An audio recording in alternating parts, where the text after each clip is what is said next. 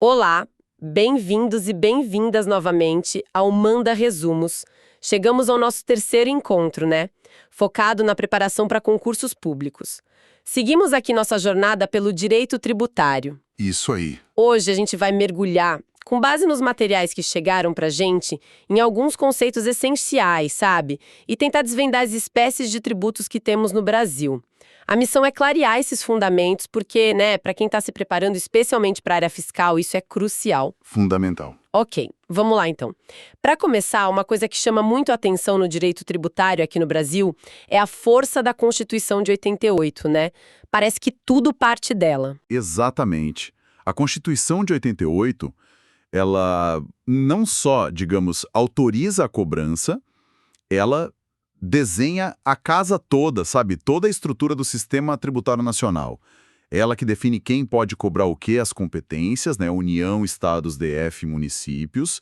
Estabelece as regras do jogo, os princípios, que são os limites para o poder de tributar, e já aponta as espécies tributárias.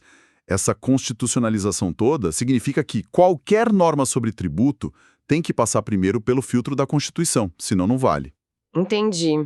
E aí entra o Código Tributário Nacional, CTN, a Lei 5.172 lá de 66. Bem antigo, né? Pois é, bem anterior à Constituição atual. Mas o termo técnico é recepcionado, ele continua valendo. E naquilo que a Constituição exige uma lei complementar, o CTN faz esse papel, sabe? Ele funciona como uma espinha dorsal mesmo. Traz as normas gerais, os conceitos básicos para todo mundo. E por que dominar essa base, a Constituição e o CTN? É tão vital para quem está mirando uma carreira fiscal. Um auditor fiscal, por exemplo. Olha, porque classificar corretamente uma cobrança, saber se é tributo ou não e qual tipo de tributo é. Isso define tudo, todo o regime jurídico aplicável. Quem pode cobrar, quais princípios tem que seguir, como faz o lançamento. Um erro aí no começo pode invalidar tudo. É ferramenta de trabalho diária, indispensável. Nossa, faz todo sentido. Entendido. Então vamos para o básico do básico. O que exatamente a lei define como tributo? O artigo 3º do CTN que dá essa receita, né? Isso. E é uma definição, assim, muito precisa. Um pilar mesmo. Vamos ponto a ponto. Primeiro, prestação pecuniária. Regra geral, é em dinheiro. Ou algo que vire dinheiro, tipo cheque. A lei até pode prever outras formas, como dar um imóvel em pagamento. Mas isso é exceção. Certo. Diferente do serviço militar, por exemplo. Exato. Serviço militar é obrigação de fazer, não de dar dinheiro. Segundo, Compulsória. tributo é imposto por lei, ex lege. Não é um acordo, um contrato que você negocia. É o Estado usando seu poder. Se você teve a renda, a lei te obriga a pagar o imposto. Não tem escolha. Terceiro, e esse aqui é fundamental, viu? Que não constitua a sanção de ato ilícito. Muita gente confunde. O fato que gera o tributo é sempre algo lícito. Ter renda, ser dono de imóvel, vender algo. Situações que mostram que a pessoa pode contribuir. Assim, a multa é que vem de algo errado, né? Justamente. A multa é penalidade por infração. Não pagou no prazo? Multa. Tributo não é punição, é contribuição para o Estado. Essa diferença cai muito em prova. Imagino. Quarto, instituída em lei. Princípio da legalidade estrita na veia. Só lei formal, aprovada pelo Legislativo, pode criar ou aumentar tributo. Nada de decreto, portaria. Isso protege o contribuinte. Uma garantia importante. E quinto, cobrada mediante atividade administrativa plenamente vinculada. O que isso quer dizer? Que o fiscal, o auditor, se ele vê que o fato gerador aconteceu e que existe contribuinte, ele tem que cobrar. Não pode escolher se cobra ou não. Ah, não tem margem para decidir, desse aqui eu não vou cobrar. Não tem, é vinculado. Garante isonomia e segurança para todo mundo. Entendi a estrutura. Mas aí vem a dúvida prática. Como a gente sabe qual tipo de tributo está na nossa frente? O nome que a lei dá importa? Para onde vai o dinheiro? Ótima pergunta. A resposta está no artigo 4º do CTN, é a bússola. O que define a natureza jurídica, a espécie do tributo, é o fato gerador. Pensa no fato gerador como o DNA da coisa, sabe? O DNA jurídico, gostei. É isso, é a situação que a lei descreve que faz nascer a obrigação. O nome que a lei dá, taxa de segurança, tarifa disso, ou para onde o dinheiro vai, isso, em regra, não importa para classificar. Imagina uma taxa de conservação cobrada só por ser dono de imóvel na cidade. Ser dono de imóvel é fato gerador de quê? De IPTU, imposto. Exato. É um fato do contribuinte que mostra riqueza, não está ligado a um serviço específico para ele. Mesmo com o nome de taxa, o DNA é de imposto. Seria um IPTU disfarçado, provavelmente inconstitucional. O que manda é o fato gerador. Entendi. Fato gerador é o rei. Mas você falou em regra sobre a destinação do dinheiro não importar. Tem exceção? Tem sim. E são exceções importantes, que vieram com a própria Constituição de 88. Ela deu uma relativizada nessa regra do CTN. Isso vale para duas espécies: empréstimos compulsórios e contribuições especiais. Ah, certo. Artigo 148 e 149 da Constituição, né? Isso mesmo, para essas duas, a Constituição já amarra a receita a uma finalidade. No empréstimo compulsório, o dinheiro tem que ser usado naquela despesa que o justificou, calamidade, guerra, investimento, e nas contribuições elas já nascem para financiar áreas específicas, o social, o econômico, categorias profissionais. Então, a destinação vira um elemento definidor, entende? Entendi. Então, a regra do artigo 4º de que a destinação não importa vale super bem para diferenciar imposto, taxa e contribuição de melhoria entre si, mas para as outras duas, empréstimo compulsório e contribuições, a destinação que a Constituição deu é crucial. Falando nas espécies, o CTN lá no artigo 5º ele fala de 3: impostos, taxas e contribuições de melhoria. Ficou só nisso? Então, essa era a visão clássica, né? A teoria tripartite. Era o que batia com o CTN antes de 88. Só que a Constituição nova trouxe os empréstimos compulsórios e as contribuições com regras tão próprias. O Supremo Tribunal Federal, o STF, olhou para isso e pensou: peraí, se essas duas figuras, empréstimo compulsório e contribuições, estão no capítulo do sistema tributário, mas com competência exclusiva da União, exigência de lei complementar para finalidades específicas. Elas não podiam ser só um subtipo das outras, né? Exato. Não faria sentido tanta autonomia. Por isso, o STF consolidou a teoria pentapartite, ou quinquipartida, 5 partes. Hoje, o que vale, o que está pacificado na jurisprudência, na doutrina e principalmente o que cai em concurso, são 5 espécies: impostos, taxas, contribuições de melhoria, empréstimos compulsórios e contribuições especiais. Essa é a visão atual, que adaptou o CTN à Constituição. Ah, então a leitura do CTN sozinha não basta. Interessante isso. Vamos então passar por cada uma dessas 5 espécies, começando pelos impostos. Perfeito. 1. Impostos. O artigo 16 do CTN ajuda a definir. Característica principal: tributo não vinculado. Não vinculado? O que significa isso na prática? Significa que o fato gerador, a situação que te faz pagar, é algo seu, do contribuinte, que mostra riqueza, ter renda, ter carro, vender algo, e não depende de o Estado fazer algo específico para você em troca.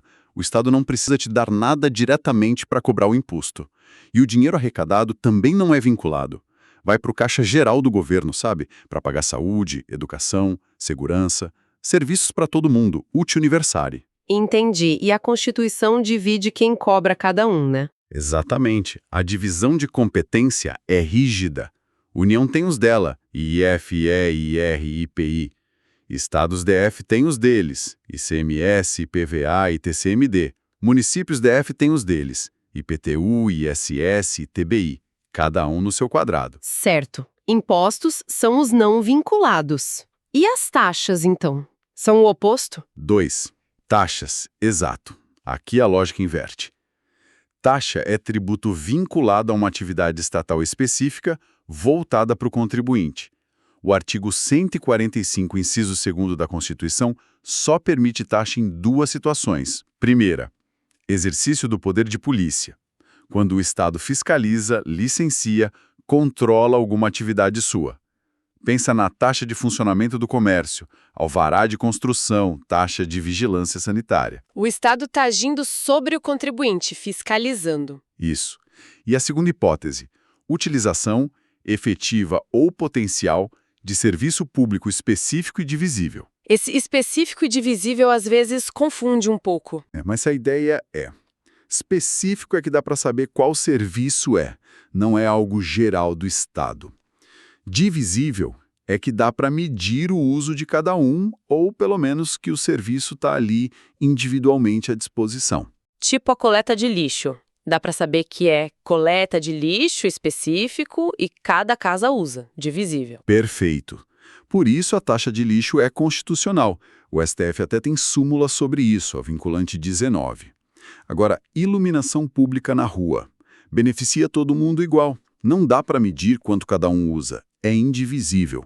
Por isso, não pode ter taxa para isso. Súmula vinculante 41. Faz sentido. E tem um detalhe importante. A base de cálculo da taxa não pode ser igualzinha à de um imposto. Senão seria um imposto disfarçado. Mas o STF já disse, súmula vinculante 29, que pode usar alguns elementos da base do imposto, só não pode ser idêntica.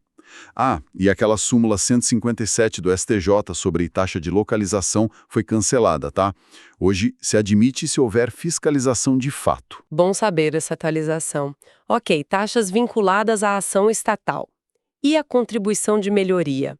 Terceira da lista clássica. 3. Contribuição de melhoria. Também é vinculada, mas a um tipo específico de ação. Uma obra pública que valoriza os imóveis perto dela. Precisa das duas coisas, obra e valorização. Exatamente, tem que ter as duas juntas. Se o governo asfalta a rua, mas isso não aumenta o valor do seu imóvel, não pode cobrar a contribuição de melhoria de você. O mais interessante dela é o duplo limite para cobrar. O total arrecadado não pode passar do custo da obra, limite global. E o valor cobrado de cada pessoa não pode ser maior que a valorização que o imóvel dela teve, limite individual. Paga-se o menor dos dois. E tem que avisar antes, né? Sim, precisa de um edital prévio com os detalhes da obra, custo, área beneficiada. É um tributo que a gente vê pouco na prática, talvez por ser difícil medir essa valorização. Entendi. E agora as duas que o STF reconheceu. Empréstimos compulsórios. O nome já diz que é forçado, né? 4. Empréstimo compulsório é isso mesmo. E são bem diferentes. Primeiro, só a União pode criar, Estado e município não. Segundo, só por lei complementar, que é mais difícil de aprovar. E a principal diferença? São restituíveis. O dinheiro que você paga tem que ser devolvido depois, com correção, do jeito que a lei mandar. É um empréstimo à força, mas é empréstimo. E pode criar a qualquer hora? Não! Só em situações super excepcionais listadas na Constituição, artigo 148. A. Despesa extraordinária por calamidade pública ou guerra externa. Ou B. Investimento público urgente e de grande interesse nacional. E atenção à anterioridade tributária aqui. Para calamidade e guerra, a urgência é máxima, então pode cobrar imediatamente. Não precisa esperar o ano seguinte nem 90 dias. Cobrança na hora? Isso. Já para o investimento público urgente, a urgência é menor. Aí tem que respeitar a anterioridade anual, só pode cobrar no ano seguinte, a 90º também se aplica. Essa diferença é clássica de prova. Anotado. E para fechar as 5, as contribuições especiais.